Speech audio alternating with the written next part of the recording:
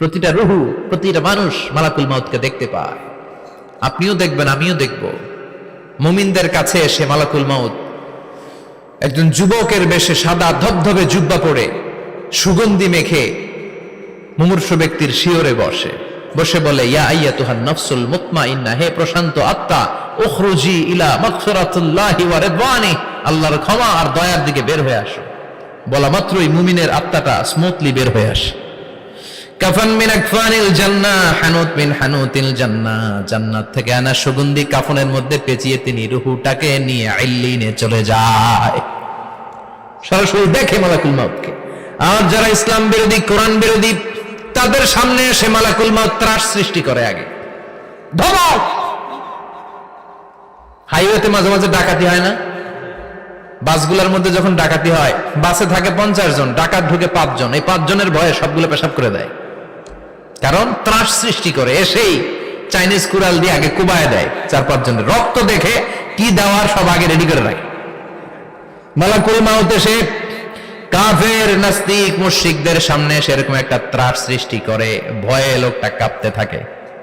ওর কাছে ভদ্র ভাষায় কথা বলে না, সুন্দর জামা পরে আসে না, কালো কুচকুচে চেহারা, ভয়ঙ্কর একটা রূপ নিয়ে, আকৃতি নিয়ে ইসলাম বিরোধীদের মাথার সামনে আসে।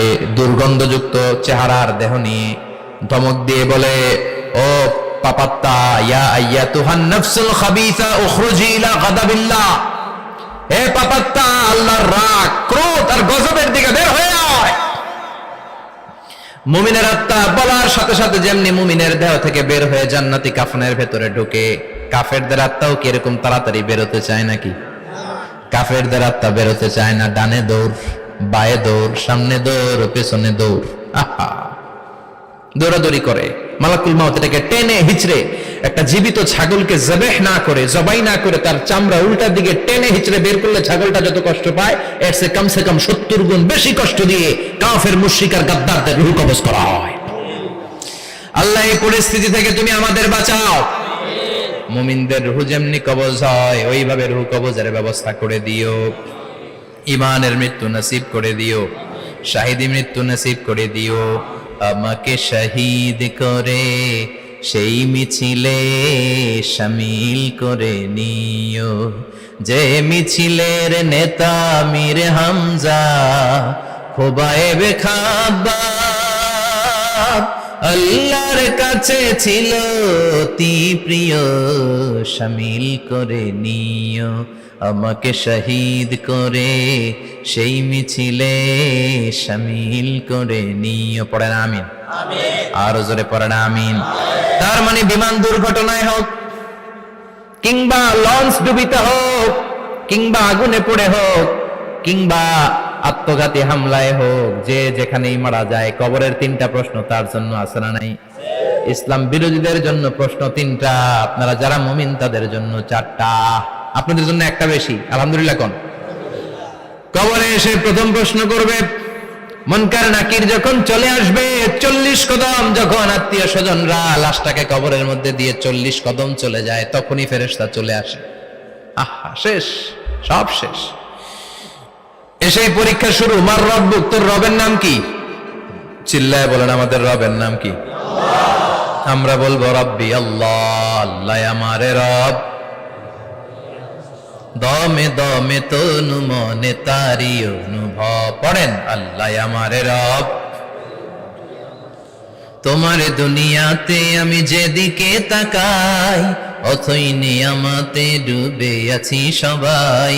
পাখপাখালির গানে শুনি তসবিহ কলো রব, তসবিহ কলো রব, আল্লাহ আমারে রব। প্রথম প্রশ্ন, তোমার রব কে? আমরা বলবো আমাদের রব আল্লাহ। দ্বিতীয় প্রশ্ন, ওমা দীনুক, তোমার ধর্মের নাম কি? আমরা কি বলবো? তৃতীয় প্রশ্ন, বিশ্বনবীর চেহারা দেখিয়ে বলা হবে, আতারিফু হাদার রাজুল, এই লোকটারে চিনো নাকি? আমরা বলবো চিনি, আমাদের প্রাণের নবী, ঠিক কি না?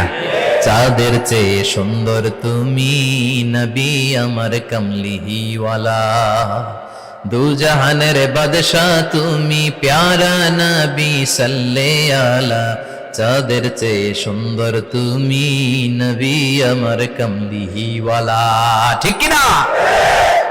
তিনটা প্রশ্নের যথাযথ উত্তর যখন দিয়ে দিলেন, আপনার জন্য অতিরিক্ত আরেকটা প্রশ্ন করা হবে, ওয়ামা ইলমুক, তোমার নলেজ কি? তিনটা প্রশ্নের উত্তর যে তুমি করতে পারলা, কিভাবে পারলা, কেমনে জানলা? নকল করে বলছো নাকি জেনে বুঝে আসছো? নকল হয় না? এখন তো পরীক্ষা চলতেছে বোধহয়। কি পরীক্ষা? এসএসসি পরীক্ষা। নকল হয়? কৃষ্ণপুরে নকল নাই না? এখন মনে হয় এগুলো একটু কমছে। একটা সময় ছিল অনেক নকল হইতো। পাঞ্জাবের ভিতরে নকল, পকেটে নকল, টুপির ভিতরে নকল, মৌজার ভিতরেও নকল। এমনকি মেয়েরাও নকল করে পরীক্ষার হলে আসে না নাই? স্কেলের মধ্যে লিখে নিয়ে যায়, হাতের মধ্যে লিখে নিয়ে যায়, ওড়নায় লিখে নিয়ে যায়, কাপড়ে লিখে নিয়ে যায়, আসে না নাই? ফেরেশতারা বলবে নকল করছো নাকি? কেমনে জানলা? তিনটা প্রশ্নের উত্তর তুমি কেমনে বললা? আল্লাহ তোমার রব, ইসলাম তোমার ধর্ম, এই লোকটা বিশ্বনবী, কেমনে চিনলা? আপনাকে তখন বলতে হবে আমি কোরআন থেকে শিখেছি, আমি হাদিস থেকে শিখেছি, আমি ইসলাম জেনে বুঝে মেনেছি, আমি আন্দাজে কোথাও ঘুরি নাই। চিল্লায় এখন ঠিক কিনা? আপনাকে বলতে হবে।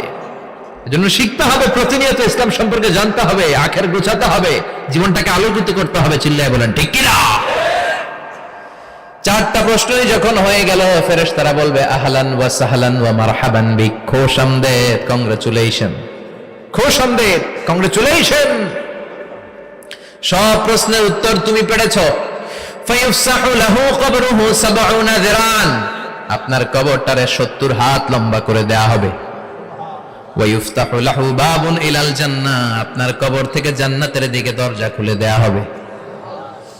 ওয়া ইউলবাসু মিন লিবাসি আহলিল জান্নাহ, জান্নাতের দুইটা রেশমি কাপড়ের পোশাক এনে আপনারে পরিয়ে দেয়া হবে। আর বলা হবে নাম কানাও মিলা আরুস, ঘুমাও, sleep, you should get some sleep now, তোমাকে লম্বা সময় পাড়ে দিতে হবে, ঘুমাও। কানাও মিলা আরুস, যেমনি বর বাসর রাতে আরামসে ঘুম দেয়, বাসর রাতে যেমনি বর কনেকে নিয়ে মধুর ঘুম দেয়, তুমিও ঘুমাও, কেউ তোমার ঘুম ভাঙবে না। মালাক ইসরাফিলের, কিয়ামতের জন্য ইসরাফিলের সিংহায় যে ফুৎকার আছে, ওই ফুৎকার ছাড়া কোনো কিছুই তোমার ঘুম ভাঙাতে পারবে না। আলহামদুলিল্লাহ পড়েন। আল্লাহ আমরাও যেন চারটা প্রশ্নের উত্তর দিয়ে লম্বা একটা ঘুম দিতে পারি, পড়ে না আমিন। ওয়াম্মাল কাফির ওয়া আহলুশ শিমাল, আর ইসলাম বিরোধী যারা, তাদের সামনে আসবে মালাকান আসওয়াদান আজরাকান, কৃষ্ণ বর্ণের দেহ, নীলাভ বর্ণের দুটো চোখ, গায়ের রং কালো, চোখের রং নীল। দেখতে কেমন লাগে? আলিফ লাইলার ভূতের মতো। কথা কন। গায়ের রং কালো, চোখের রং নীল। ফেরেশতা দুইটা আসবে, এসে ত্রাস সৃষ্টি করবে, এসে বলবে বল তোর রবের নাম কি? মার রব্বুক। ইসলাম বিরোধী মুশরিক, কাফের, নাস্তিক এরা বলবে আমি জানি না আমার রবকে, আমি জানি না, আমি তো আজীবন শুধু চেয়ার করেছি, মদ খেয়েছি, আমি ধর্ষণে সেঞ্চুরি করেছি দুনিয়ার বুকে, আমি টেন্ডারবাজি করেছি, চাঁদাবাজি করেছি, আমি মাস্তানি করেছি, আমার দাপটে এলাকার ইসলাম প্রিয়রা বাসায় ঘুমাতে পারে না। আমি ছিলাম টেন্ডারবাজ, আমি ছিলাম গডফাদার, সন্ত্রাসীদের লিডার, আমি ছিলাম ডন 1 2 3 সব, আমি ছিলাম ডনের ডন, আমি ছিলাম মাস্তান, রংবাজ। রব টব কি আমি তো জানি না। লাদ্রি লাদ্রি, আমার জিজ্ঞেস করো না। আবার প্রশ্ন করা হবে ওয়ামা দীনুক, তোর ধর্মের নাম কি? বলবে লা আদরি, আমার কোনো ধর্ম নাই, আমার কোনো ধর্ম নাই, আমি শুধু মৌজ মাস্তিতে ছিলাম, আমি আনন্দ ফুর্তি করেছি, ইসলাম নিয়ে আমার মাথা ব্যথা ছিল না, আজীবন ইসলামরে আমি বাস দিয়েছি। চিল্লায় বলেন ঠিক কিনা? ইসলাম বিরোধীদের সাথে ছিল আমার চলাফেরা, আমার সব সাঙ্গপাঙ্গ ছিল গুন্ডা বদমাশ, ইসলাম বিরোধী। রব কি, ইসলাম কি, এগুলো আমি জানি না। আমার এগুলো জিজ্ঞেস করো কেন? ধর্ম কি আমি জানি না, আমি কিচ্ছু মনে করতে পারছি না। 3 নাম্বার প্রশ্ন করা হবে আচ্ছা আরিফু হাযার রাজুল, দেখো তো এই লোকটারে চিনো কিনা? কয় না, চিনি না, তবে মনে হয় এই লোকটারে দুনিয়ার বুকে আমি গালি দিতাম, এই লোকটার বিরোধিতা করতাম, ব্লগের মধ্যে এই লোকটার ব্যাপারে কুৎসা রটনা করতাম, এই লোকটার কার্টুন বানিয়ে আমি হিংসা ছড়িয়ে দিতাম, এই লোকটার ব্যাপারে আমি এলাকার মধ্যে অপপ্রচার চালাতাম। ফেরেশতারা বলবে তাই, এই ছিল তোর ডিউটি, দাঁড়া এখনই আমাদের খেলা শুরু, এখনই শুরু। ফায়ুতরাকু বিমাতারিক মিন হাদিদ, লোহার একটা হাতুড়ি দিয়ে মাথা থেকে পা পর্যন্ত পিটানো হবে, পিটিয়ে ওর গোশতের হাড্ডিগুলোকে থেতলে ফেলা হবে। ওয়ায়ুকালু লিল আরদি ইলতাইমি, কবরের দুই পাশের মাটিরে বলা হবে এবার দুই দিক থেকে তোরা চাপ দে।